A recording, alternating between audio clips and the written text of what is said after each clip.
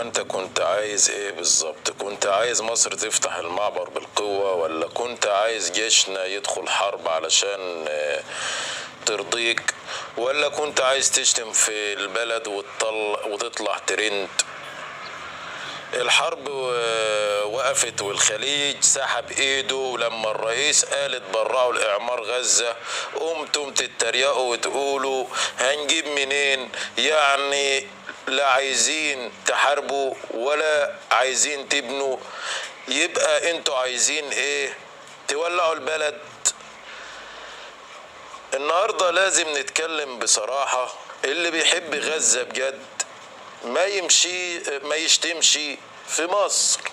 معكم أحمد العشري من جسر الأمل، والكلام النهاردة لازم يتقال من القلب، لأن في ناس بقت فعلا محتاجة تسأل هو أنتم عايزين إيه بالظبط؟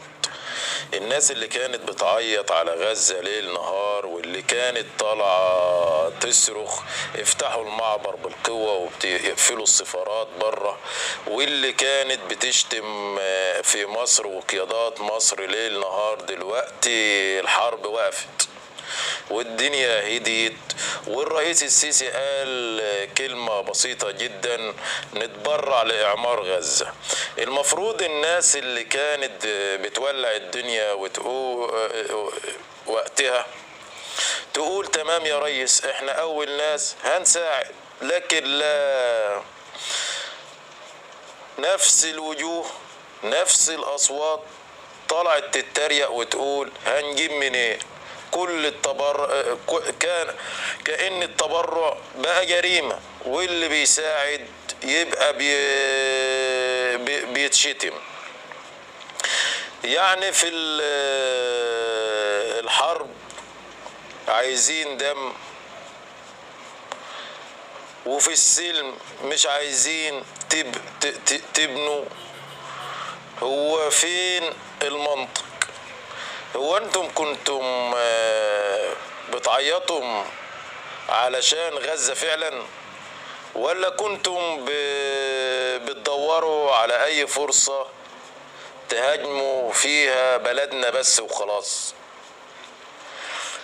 كنتوا بتدوروا على اي فرصة تهدموا بيها بلدكم، وكنتوا بتقفلوا السفارات وتقولوا افتحوا المعبر علشان تشقوا الصف وتهدوا البلد. اللي بيحب مصر بينتقدها بعجل مش بشتيمة. كل ما الرئيس يتكلم، اللي بيحب فلسطين بجد مش يحرض على جيش بلده يدخلوا حرب ويعرض شبابنا للموت علشان لقطة على السوشيال ميديا. مصر من أول يوم فتحت ممرات مساعدات، استقبلت جرحى، بنت مستشفيات ميدانية، وحافظت على حدودها، وفي نفس الوقت كانت بتسعى لوقف الحرب بالعقل وبالدبلوماسية. يعني عملت اللي محدش قدر يعمله من غير نقطة دم واحدة. طب اللي كانوا بيزعقوا نقاتل لأجل غزة فينهم دلوقتي؟ ولا واحد فيهم طلع يتبرع بجنيه، ولا حتى شارك في حملة دعم حقيقية. كله كلام على الفيس وتويتات وفي الهوا، لكن لما جه الجد سكتوا. وللأسوأ طلعوا يشككوا ويتريقوا. النهاردة الخليج نفسه اللي كان بيدفع مليارات قالها صريحة: احنا مش هندفع، وكل بلد بدأت تبص لمصلحتها، ومصر هي اللي لسه واقفة بتقول هنبني غزة بس بعقل وكرامة. ومع كده في ناس مش عاجبها برضو. ليه؟ لأنهم ببساطة مش عايزين خير لمصر ولا لغزة، ولا فارق معهم مصر ولا غزة. بالمناسبة الناس دي مش وطنيين، ودول وقود للفوضى. يا سادة، اللي بيحب غزة مش لازم يشتم مصر، اللي قلبه على فلسطين ما يشتمش في بلدنا. مصر عمرها ما كانت ضد غزة. مصر اللي بتدفع ثمن كل أزمة في المنطقة، بس بتدافع بعقل مش باندفاع. هو احنا كنا عايزين ايه؟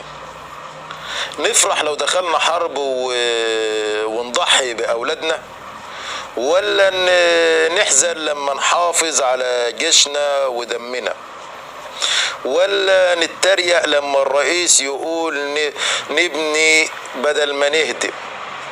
اللي عايز يخدم غزة بجد يبنيها مش يولعها.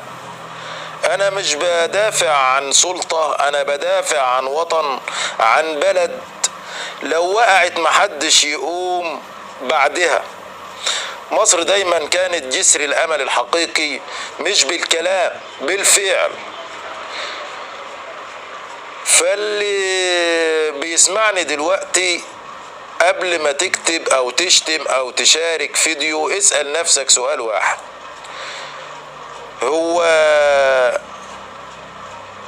هو انا ببني ولا بهدم؟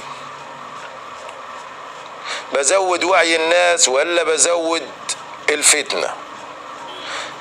ساعدنا، شارك، ادعم حتى بكلمة كويسة، وما تبقاش ترسف في ماكينة الخراب اللي عايزة تولع البلد. خليك واعي، خليك على الحق، خليك مصري أصيل. أنا أحمد العشري، وده كلام لازم يتقال. خليك في صف البناء مش الهدم، وخليك دايما جسر الأمل مش جسر كره. والسلام عليكم ورحمة الله وبركاته. علشان الناس ما تدوش مننا، والناس اللي مشغولة واللي بتتكلم على السوشيال ميديا وتسمع كلام كتير